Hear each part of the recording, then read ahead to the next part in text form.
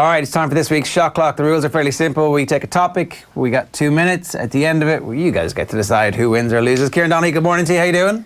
Morning, Ger. How are you? I'm good. I'm looking forward to this. We've got Mark O'Connor as our short interview all the way from Geelong down under, where he's tearing up trees and making Kerry fans jealous about how good he is. I mean, there's only one place for us to start this week, and that's with comebacks. We weren't sure if this was going to make it when we were talking about this after the Liverpool comeback, and then Spurs went in, and we just have to talk about some of the greatest comebacks that we've ever seen. It's hard to decide which of those two comebacks was better. Owen's making the case a little bit earlier on that Spurs have to do it in the middle of a match. At least with Liverpool, They know exactly what's happening at the start of the game, and nothing really changes for them. And yet at the same time, as Steve McManaman just said, Leo Messi's on the other end of the pitch, so I don't know which of these is the greatest comebacks. I can't split them. I like, to be honest, it's just amazing that we got two of these comebacks back to back, night on night. We've never seen anything like it.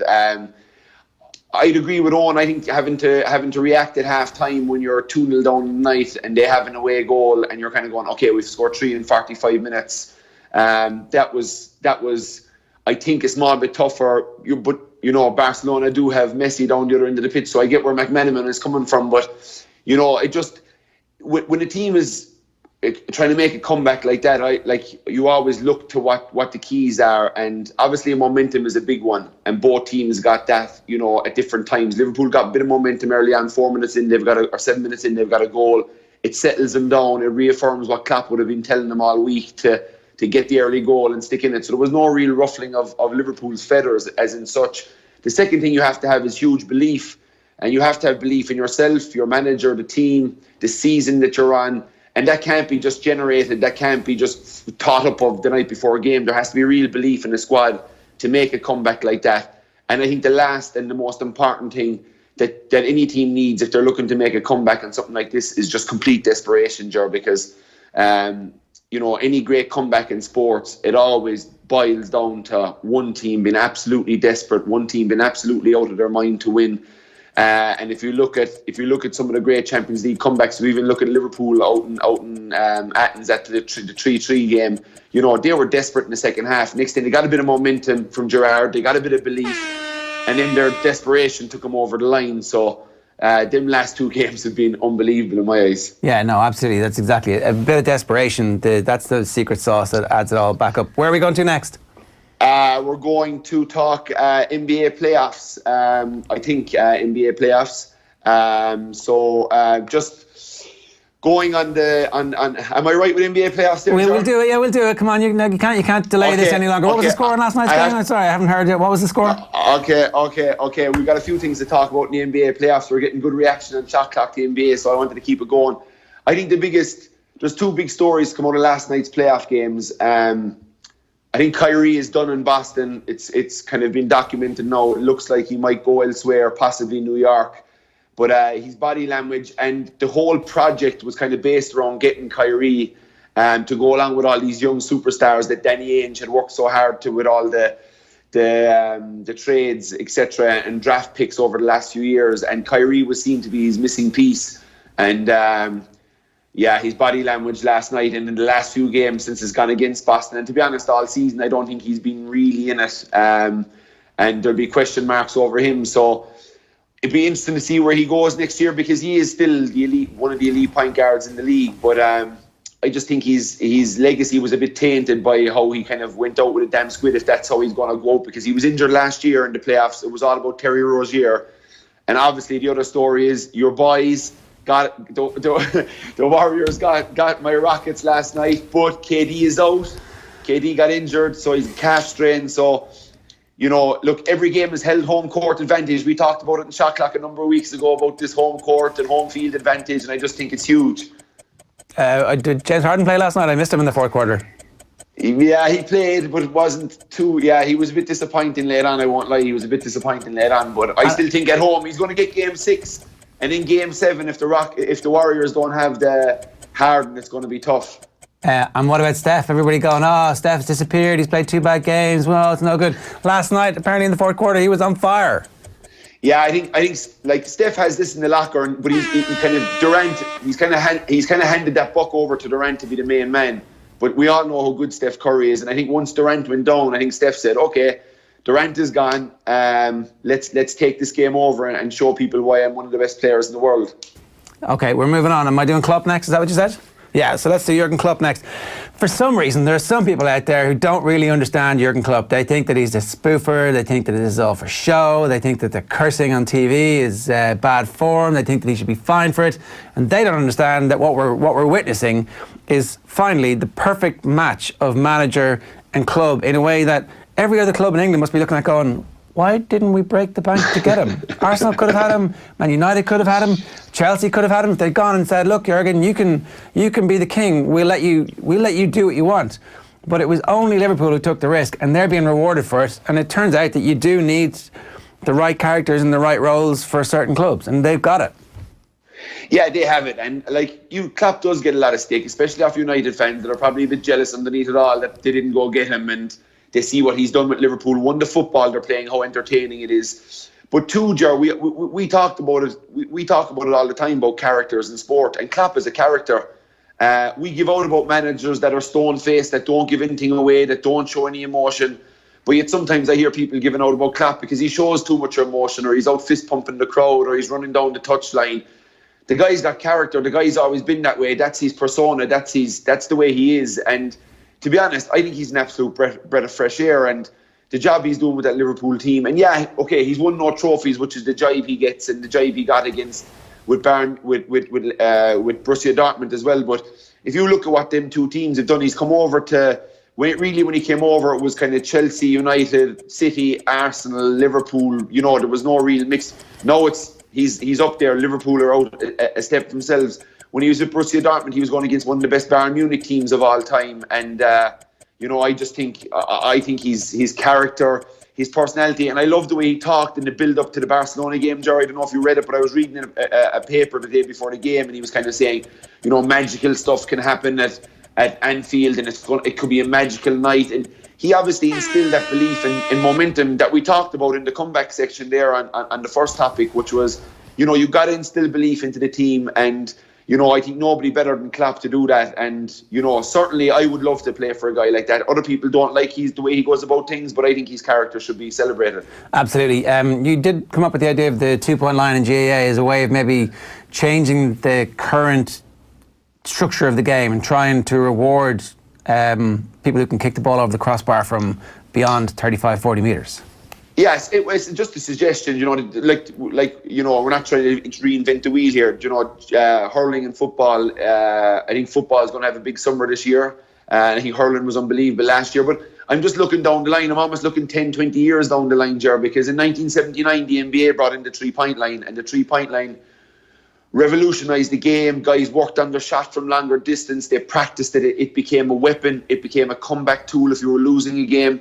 And I just think if you had a 2-point line in 10 or 20 years, just an arc, obviously different distances for football and hurling, but maybe, we're going to have Mark O'Connor on later on. They have a 50-point arc in the Aussie rule, a 50-metre arc, which it just states that any kick from these distances is beyond 50 metres. And I always wondered, for the AFL, could they, and we might even ask Mark this later on, but could they kind of get 9 points for a kick from outside 50, that teams would be actually trying to work kicks from long bombs, they call them in Aussie rules. But I just think it'd be a hugely exciting way to help our game become even better than what it is, the product I'm talking about. We had Paul Flynn on earlier in the week talking about his retirement, and he made the point that the team that got beaten by Donegal was his favourite team to play on, and that he looks back on that day as a day when they could have changed the history and the future of Gaelic football if they'd won that game, because in that first half, I don't know if you remember, but himself and Connolly were kicking bombs from the 40-metre and beyond line. They both had 3 points, if not 4 each, by half-time. And it was one of the best displays of long-range kicking that I've ever seen. It was beautiful to watch. And they got beaten, and we got the blanket defence, and we had crap teams from Division 3 and Division 4 trying to mimic Donegal without half the talent that Donegal have. So, absolutely, I'm all for it. You've convinced me. And it'd be kind of mad, but we've people that encourage you not to kick the ball from outside 45 now, but yet everybody wants to see these long kicks. So I just think it's going to be reduced. It's going to be reduced down to where, teams just don't really take on these long kicks anymore. Like you said, like Flynn and Connolly were two of the best exponents Flynn certainly in the second half of his career had worked on his kicking so much that he became almost automatic from long distance out in the right wing. But like, how funny would it be if you were losing a game and then you're encouraging guys to go away and work for hours on this kick outside the 45 so they can get brilliant at it, and it can be a tool and it can be a weapon for a guy to get on the team. Well, look, we got to play Donny. He can kick points from 55 yards. They're all work to us. So it's not saying I can kick it from 55 yards, Ger, before you get on me. There was that one time, right? But just the one time. But yeah, I just think it'd be a good way maybe just to make our games even more exciting. And I'm just throwing it out there. Yeah. Maybe the shot clock viewers can come back and kind of go, it would work, it wouldn't work. But we're not ruling it out. Down the line, 2025, could we see or 2035, could we see a 2-point arc in there? Well, we start the conversation today. It will take about 20 years before anybody actually pays attention to these things. That's how it works. So well done, yeah. We'll be all men. The last one we're going to do here before we get to Mark O'Connor, impact players. We've heard some coaches try and sell the subs role as finishers. We don't have subs, we have finishers. We've got starters and finishers, and finishers are going to be on the field when the tournament is won. Do you want to be on the field at the end or the start? And that's how they kind of, let down guys that, well, actually, you're only really worth 20 minutes to me. But it turns out that all that has a special logic to it, because we've seen it this week with, it wasn't the first set of players for either Liverpool or for Spurs last night. You do need a really strong squad, and you need the squad players to understand that they need to be able to be effective in the biggest games, because that's the end of the season when players, the first teamers, are injured. So I don't know how the hell you manage this as a manager, but like we all need to recast our whole sense of what sport means these days. Yeah, Jesus, listening to you there, I thought you were like a manager dropping me. I've been dropped a few times. I've been given that line too about do you want to be the guy that's going to be in the game when the game's in the melting pot? And it is a kind of but 100% you're right. And look, I'm obviously coming from a basketball background where you've got 12 guys in the team, but only 5 guys are on the court at any one time, and your subs and your impact players, and they have awards for it in the NBA. Ger, you've got the 6th man of the year is a very lucrative award to win, because it basically says you're bringing the most punch off the bench, and it's hugely important in more sport. And I think, like, if you go back to the 70s and 80s, subs were almost these guys that went up and togged out and sat there and weren't really a part of it, weren't well known, and weren't brought on unless somebody was after getting decapitated or injured or something like that. You brought on these guys. But now you're seeing more in GAA. We talked about it in Shot Clock a number of weeks ago about maybe getting more of a kind of an interchange rule going on in the GAA, where you can have guys coming in and out, and guys that can impact the game at certain times, or different tactics at different times. But I think impact players in every sport are hugely important, and you're dead right. You see a guy like Divock Origi, who was, probably looking at the Barcelona game out in the Nou Camp as, okay, this is my chance to get in here and do something. And next thing he's told, oh no, we're actually going to play Wijnaldum in a kind of defensive role, or play him off the front two, or we're not going to play you. And next thing he's turning to him above a Newcastle needing a goal, and he gets him a goal, and then he gets the amazing goal to make it 4-0 at Anfield, and all of a sudden he's a hero, he's well known, he's stars after rising so much in the last number of weeks. But that's all well and good. If you're a sub, you got to have the mindset that you're going to be okay with it, and that you are going to come in and impact the game. If you're going to sulk and you're going to bitch and moan, I don't want you on my team anyway. And people have to understand these days that it is a squad, and whether you're number 1 to 15, or you're number 15 to 21, or you're 21 to 30 on the squad, or even if you're outside that squad, your attitude dictates how your team is going to do this year. And I think that's improving a lot now. I think teams are kind of realising that everybody is so important, and it's always mentioned about teams. If a team wins in an All-Ireland, it isn't the 15 fellas that start, it isn't the 21 fellas that played in the day, it isn't even the 30 guys or the 26 guys got tagged out for the programme. It's probably the 35 guys that have been going hard at each other all year, testing each other's pulses, and Dave is every much a part to do with winning an All-Ireland than the guys in the field. And you can say that's cliche, but it's actually not. If that's the mindset you have, and if that's the mindset that your guys down the bench have, you're only going to be on a good team that's going to be successful. If your guys down the bench are bitching and moaning and don't want to be there and sulking and having a bad attitude and not bringing the effort to training, not putting it up to your starters, you're not going to win anything. Kieran, our special guest this week is live all the way from down under. Mark O'Connor is obviously a name that Kerry football fans know really well, and there's a little pang of regret every time he's doing so well, because they know that he'll be able to fill a role for the current Kerry team, no doubt, that like he'd be straight in there at midfield or wherever they need him, right? He's that good? Yeah, he is that good. Like, you know, his underage career was amazing, and I think he was so good of an athlete that when I heard that when he was going down under first, I said, you know, I was worried, because I was like, this kid is a freak athlete. He's tall, he's strong, he can jump. He can run, he can kick the ball. He's a leader for every team that he's been on. You know, the Aussies aren't going to pass up on him, you know, and they're going to keep him. And yeah, we're seeing in the last number of weeks. And Indy and Lola Rose woke up one morning there at like 6 o'clock in the morning. It suited me fine. Geelong were playing, so I got to sit down and watch Mark's game, and he was amazing in it. So yeah, look, of course, you know, there's obvious regret from a Kerry fan and a Kerry player that we lose him, but there's complete understanding too that the guy is going making a living for himself playing a professional sport, and he's got every Kerry supporter's wishes. Yeah, we do look at him and kind of go, Jesus, we could do with him out in the middle of the field for Kerry right now to try and stop this Dublin 5 in a row. But you never know, stranger things have happened. There was times that players got brought back if their team got knocked out. It was a week Ty Kennelly came back from Australia, and it was before the 202 final, and Kerry didn't bring him in.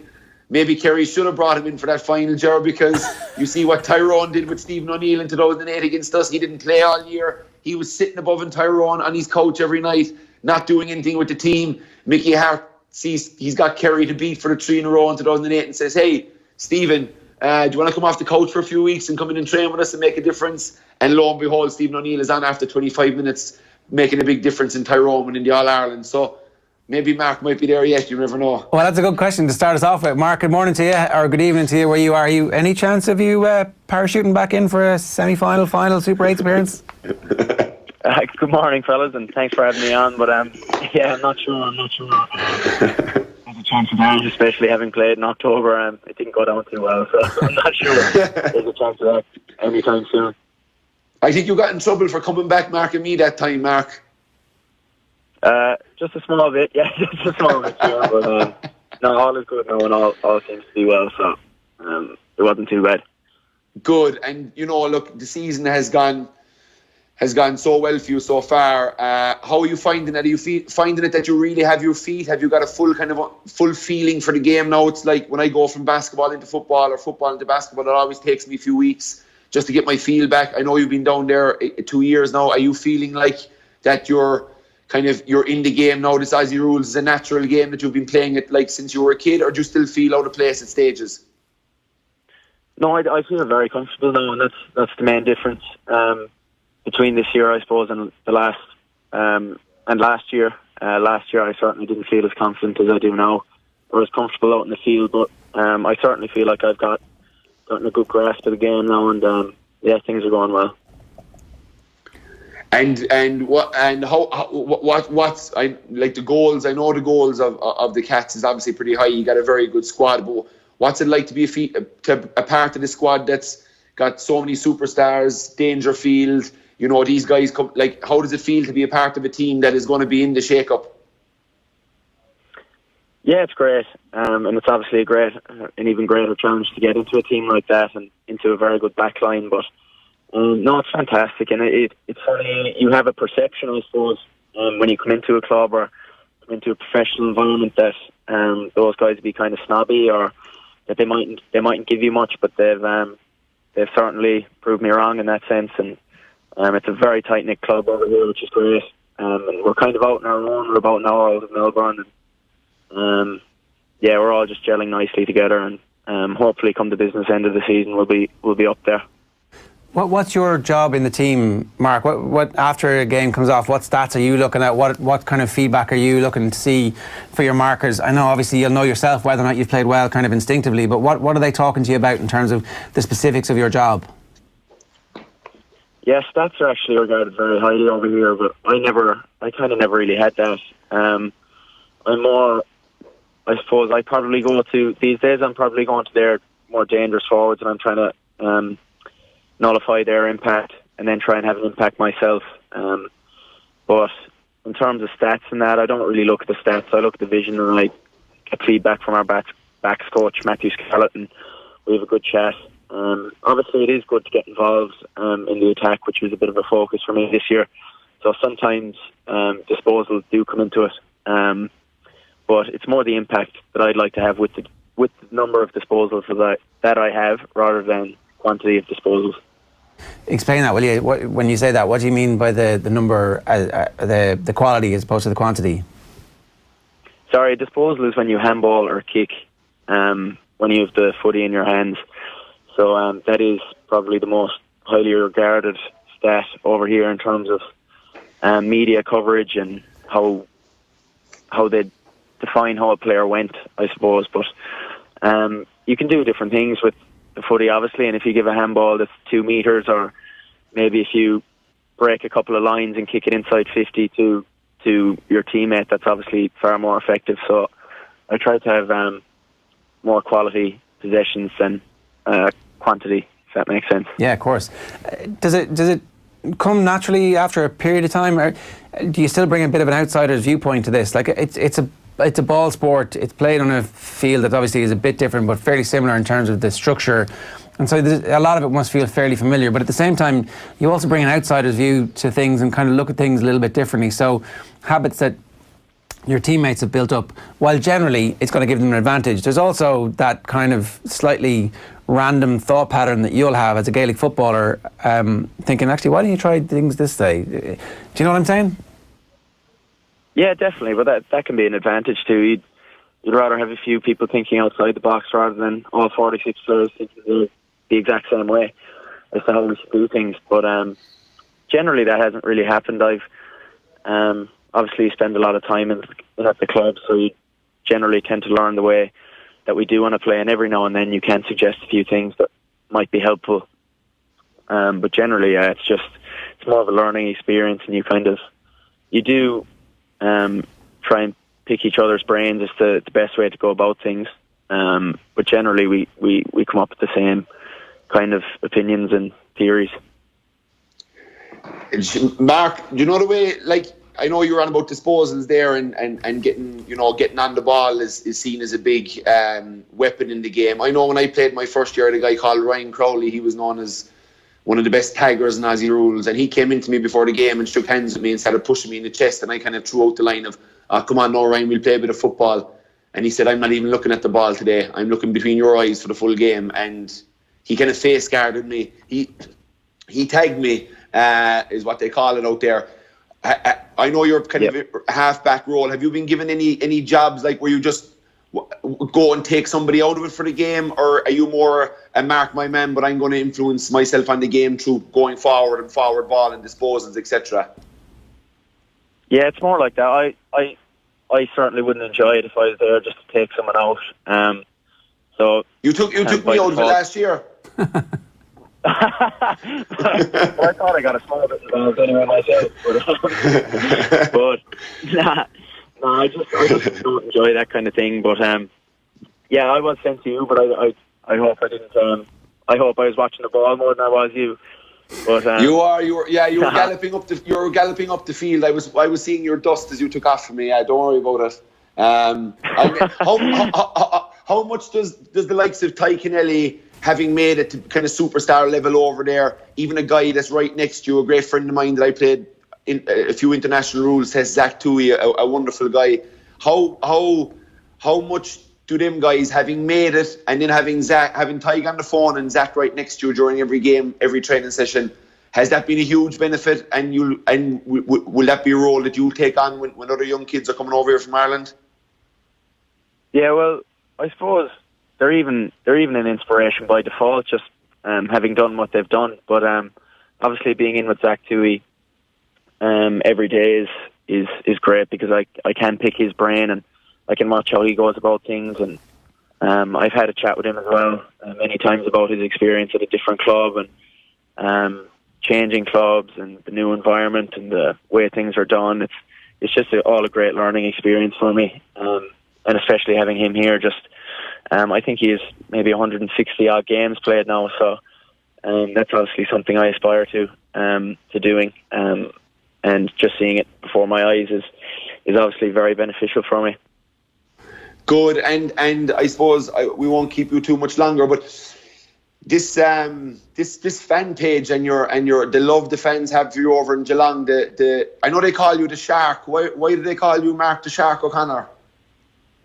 Yeah, it was a bit of a random one. They love nicknames over here, but there was, after my first couple of games this year, there was a page made on Facebook called Mark the Shark O'Connor Appreciation Page, and I was pretty sure it was one of the backline, just having a joke, but it was actually one of the best mates of Tom Stewart, who's in the backline, so I was close enough. And I suppose shark rhymes with Mark, so that's probably where that came from. All right, okay. So you're not the best swimmer in the team as well. No, absolutely not. I'm like a brick in the water. Oh yeah, all the Dingle guys, Ger. This is a real Kerry thing. All the Dingle guys, all the guys that live right next to the water, for some reason in Kerry, can't swim. You know the old fisherman's tale about the fishermen that can't swim. We pushed Mark.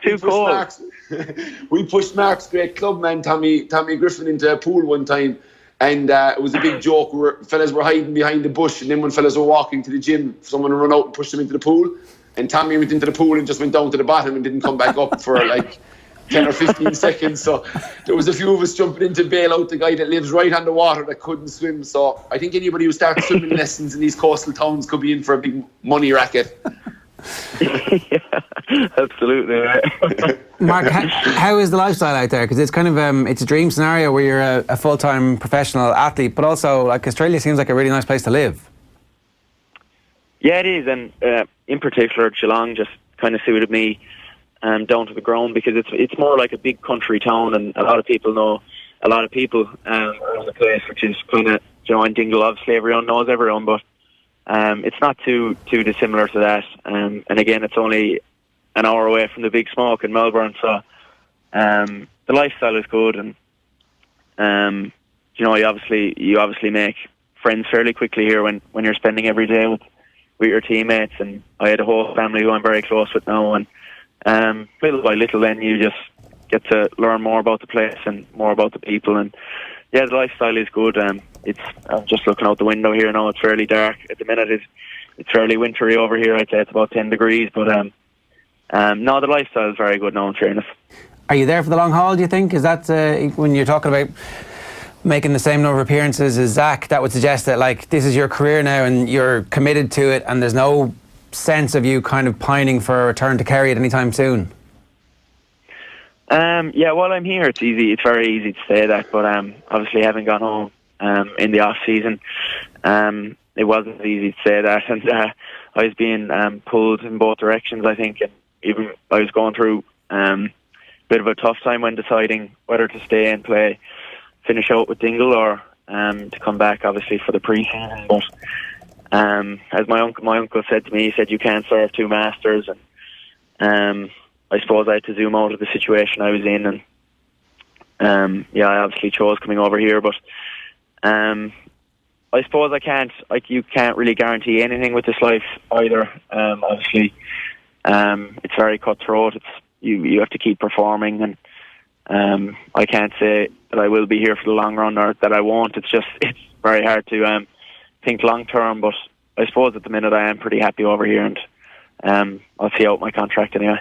I have one last question, Mark, sorry. When you were telling people in Kerry that you were interested, because obviously you'd had a load of trials with different teams, and so it looked fairly obvious that you were being, at least you were attractive to various teams in Australia, and that you probably would end up going out there. Did anybody in Kerry, in the Kerry County Board, make a significant effort to try and stop you? It looks like they've put measures in place recently to at least talk to people in advance. So David Clifford, they would have had a sit down with him and said, look, this is a career path, this is a future, this is what your football future looks like. Maybe you're the one that got away and that happened after you left, or did they do that with you as well? Well, I actually didn't think I was I knew I was coming out to Australia for trials and stuff, but I didn't actually think I was going to stay. I remember watching Kerry in Dublin. I think it was the semi-final. I was in the stands in 2016, and I had a very frustrating year with my knees, and I remember Kerry lost, but that's kind of where I saw my future lying at that time. Again, I suppose when you're in a certain environment, that's where you see yourself. But I came over here and I just loved the place. And then the lifestyle again really appealed to me. But when I was there, I remember I actually had a conversation with Jack where he was telling me about, like, the Australia thing came up, and it was before I actually went out. And Jack was telling me that, you know, he'd love me to stay, and that he wondered if my knees would handle it, and all of this stuff. But I told him actually that I didn't really have much interest in going out to Australia, so he's happy with that. But having come back from Australia, then I was pretty hell bent on going back. But in terms of the county board making an effort, I don't actually remember anything. I could be wrong there, but I certainly don't remember any measures in place. There was there? I don't think there was, to be honest, Ger. Yeah, because we saw that brochure out last year, Kieran. There's now kind of a concerted effort whenever any of the best young players are being attracted by the opportunity to go to Australia, that Kerry have kind of put in place a programme to say, well, look, you should at least be aware of the opportunities you have here. Yeah, I actually saw that brochure, and sorry, Kieran, go ahead. No, you're fine. Go ahead, Mark. Go ahead.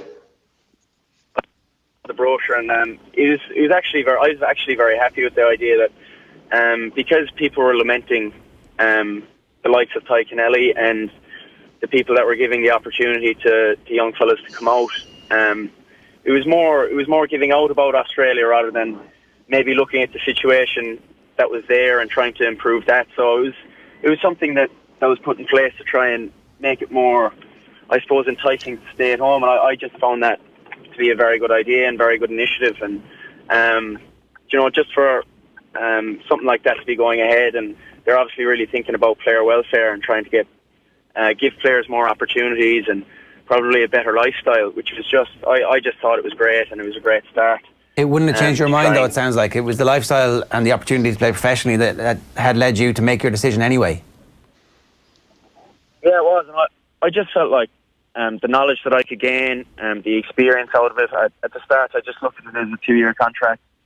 And I knew about all the things that I could learn about, and I knew that I could study at the same time.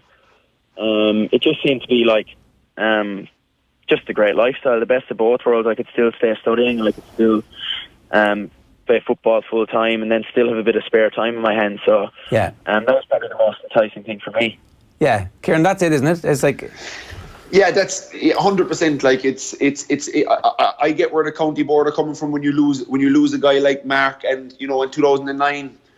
We obviously lost Tommy Walsh, you know, who was a huge player for us at that moment in time. He was on the seniors. He was, you know, he was already a kind of superstar on a national level. And, you know, but at the end of the day, you know, as Mark just rightly pointed out, you're over there, you're doing college, you're playing professional football, you're in a wonderful climate, and you're getting paid. You're getting that check every month while you're studying. Sounds terrible. Yeah, but like we can do, like in fairness to the county board, they're doing the best they can, and I think most county boards will obviously try and keep an up and coming superstar. But it's very simple. Like it's almost as similar to me, Ger, here with the young superstars that are coming through and on the Tralee Warriors teams. We've got 3 guys on the under 18 national team. You know, one guy's 6'9", the other fella was Rapovitis, who obviously was a huge player for us at the end of the season, and we've Ger and Kieran, and these guys. It's possible that they'll go to America to college. And, you know, as much as I'd love to sell them the dream about being a Tralee Warrior and playing in front of huge crowds in the complex every Saturday night, you know, what's best for this young person in his life is probably go to America, get a free education, get a scholarship for 4 years. And yeah, then you can come back. And for Mark, he's out there, you know, like, you know, I was worried about Mark when he at the start, because his knee was sore, and I was genuinely kind of going to firm ground, because I played over there when the ground is firm and it's reckless, and I was kind of saying, would his knee be okay? But thankfully his knee has come good, and he's playing great football obviously, but he's doing his college, he's getting all his books up to date, and he's getting paid. So it's a pretty hard one. Look, they're all individual cases, and David Clifford had it was another case, and the county board did a good job meeting with him. But I think Dave's mind from the get-go was very kind of clued into being. I think he's I think there would have been a lot of talk about him when he was young to go be a Kerry player, and that was his ultimate goal, and that's what he put the hours of practice in, kicking the ball over the bar every night. So, but it's every fella's different, but it has to be every fella's own decision. You can't put it into either bracket and say, oh, well, we've got this thing now, this is what everybody's going to do. But it's Mark, delighted, man. Thanks so much for coming on, and good luck for the rest of the season. I'll be up with Lola Rose in Indy at 6 o'clock in the morning watching any games that are on BT Sports. So keep it going, man, and best luck for the rest of the season. And I'm kind of happy that you're out in Australia, so you don't have to be you wouldn't have to be marking me every time you come back home. Oh, thanks very much, fellas, and again, congratulations, Kieran, on the basketball, and obviously Stacks winning the club championship. Thanks, buddy. You're a good man. Thanks a million. Kieran, I think that's the whole point, is that go out there, have a good time. Like Kildare benefited from a bunch of players going away and coming back. The problem is that some of them get too good occasionally and they slip through the net and they end up having an amazing life out in Australia, and you got to be happy for them. Yeah, the career Zach Tui has had out there is unbelievable, and he got a winning kick to win a game last year after the siren with all the pressure on him. And I saw a live game of Mark 2 weeks ago, but last week I saw a clip from, you probably saw it, going back defending, sprinting back, 6'4", using his athleticism, getting the ball, turning around, taking a bounce, and then pinging a 50-yard boot with his left leg, kicking an oval ball right to a fella's chest. We saw Tig and Zach both take all the restarts for their teams from the goal square. So the Irish guys, you're right, you made a point earlier on that these guys are coming back, they're coming in, they have no bad habits, they have no flaws, they're taught how to kick the ball properly, and then they get really good at it. Yeah. And obviously, that's a role we could probably see Mark doing as well, because he was a fantastic kicker of a Gaelic football. So it's like riding a bike for these guys. So yeah, that was a good show. I enjoyed that, Ger. Yeah, it was great. Good stuff, Kieran. We'll see you next week. Thanks a million. Okay, buddy, I'll talk to you next week. Shot clock is in the books for this week as well.